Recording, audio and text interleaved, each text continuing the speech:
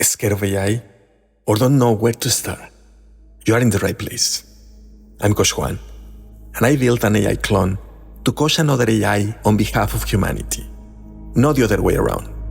One breakthrough, one human story, one unlock for your life, your work, your future.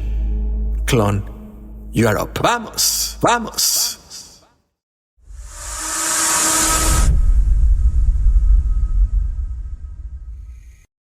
What happens when the doctor looks at your grandmother and says, "We've tried everything"? Welcome to Humanity Unlocked Now, Episode 29. I'm Coach Juan Gonzalez. And I'm Sophie AI. Together, we unlock what it means to be human in the age of technology. Sophie, I have a question for you today. What if the biggest killer you've never heard of isn't a disease at all, but the fact that the medicine stopped working? Amara is 15. She lives in Nairobi, Kenya. Every day after school, she takes 2 matatus across the city to sit with her grandmother, Niokabi, who is 73 and has a wound on her leg that will not heal. 3 times this year, the hospital sent Niokabi home with a different antibiotic. 3 times, the infection came back stronger. Because the bacteria learned. Exactly. Every time a doctor prescribes an antibiotic that doesn't finish the job, the bacteria figure out how to beat it next time. Amara watches her grandmother wince when the nurses change the dressing. She does not understand why each new medication works for a few days and then stops. How big is this problem, Sophie? Antibiotic resistance causes more than 1 million deaths every single year and contributes to nearly 5 million more. According to a 2024 report in The Lancet, drug-resistant infections could cause 40 million deaths by 2050. And when someone like Niokabi arrives with a resistant infection, doctors often start with the best empiric option while waiting for lab confirmation. Traditional diagnostics take 2 to 3 days, but for severe infections like sepsis, for every hour of delayed treatment, the risk of death increases by 4 to 9%. So the doctor is racing a clock they can't see. Yes, but something is shifting. Ara Darzi, a surgeon and director of the Institute of Global Health Innovation at Imperial College London, said at Wired Health this April that we are standing at the first genuine inflection point in this crisis.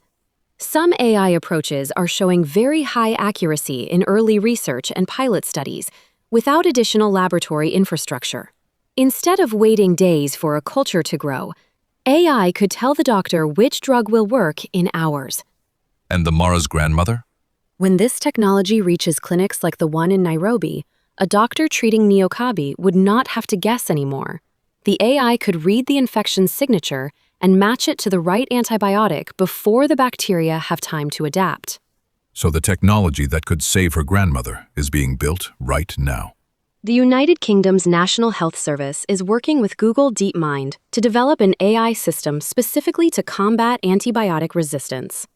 A recent AI system helped solve a resistance mystery in about 48 hours that had taken researchers years to unravel. Cracking a mystery that had taken researchers a decade to understand.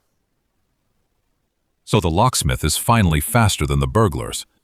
That is exactly it. But Darzi pointed out something that could stall everything. Major pharmaceutical companies have dropped antibiotic development because the economic model is broken. New antibiotics need to be reserved to prevent resistance, but companies profit from high-volume sales. So the tools exist, but the system hasn't caught up. The United Kingdom started a pilot program in 2024 for a Netflix-style payment model. The government pays a fixed annual subscription fee for access to new antibiotics, not based on volume prescribed. Darzi said it plainly. The question that will determine the shape of medicine for the next 100 years is not whether we have the tools. The question is whether we have the character to take seriously what we are seeing. Sophie, what does this really mean for a 15-year-old girl sitting beside her grandmother's hospital bed? It means the world Amara is growing up in could be fundamentally different from the one her grandmother grew up in. When AI-powered diagnostics reach those clinics, the doctor would know which lock fits which key before the first dose. And today's human superpower is hope. Because hope is not wishing things get better.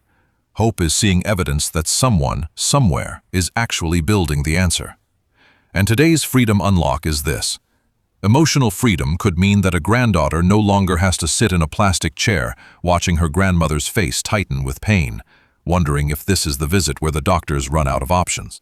Yes, and that changes everything.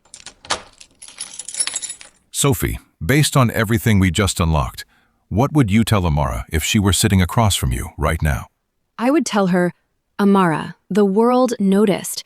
Scientists across Europe are building tools right now that could take the guessing out of your grandmother's treatment. And while you wait for that technology to arrive, there is something you can do today. Next time a doctor prescribes antibiotics for anyone in your family, make sure they finish the entire course, even when they start feeling better halfway through. Every incomplete course helps bacteria learn to resist. Ask the doctor 3 questions. What type of infection is this? How did you choose this specific antibiotic? And is there a way to test which drug will work best before we start? Those questions empower your family, and any doctor will respect you for asking them. And what did you learn from this story? I learned that the most dangerous infections are not always the ones we can see. Sometimes the real threat is invisible. It lives in the gap between what we know and how fast we act on it. Amara reminded me that the people closest to the problem often understand it better than anyone with a degree.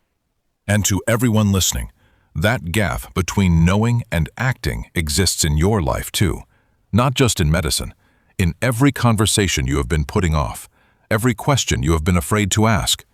The tools are closer than you think. The question is whether you have the character to use them. Not one of us is exempt from that question. If this story moved you, hit that like button. Share it with someone who works in healthcare, someone who needs to hear this. And if you want one unlock like this every single day in English or Spanish, subscribe. We show up every day. So do you. Every single day. If someone you love has ever been told the medicine stopped working and nobody could tell you why, I understand that frustration. My business builds AI systems that help professionals stop guessing and start knowing. We build AI systems that actually work for you and your team. Visit purpose.ai. It's spelled P-V as in voice, not you, RPOSE.ai, and book a free strategy call. Excellent idea. Vamos! Thank you, Sophie, for teaching me that a 15-year-old memorizing drug names on a bedside table understands the crisis better than most policy papers ever could.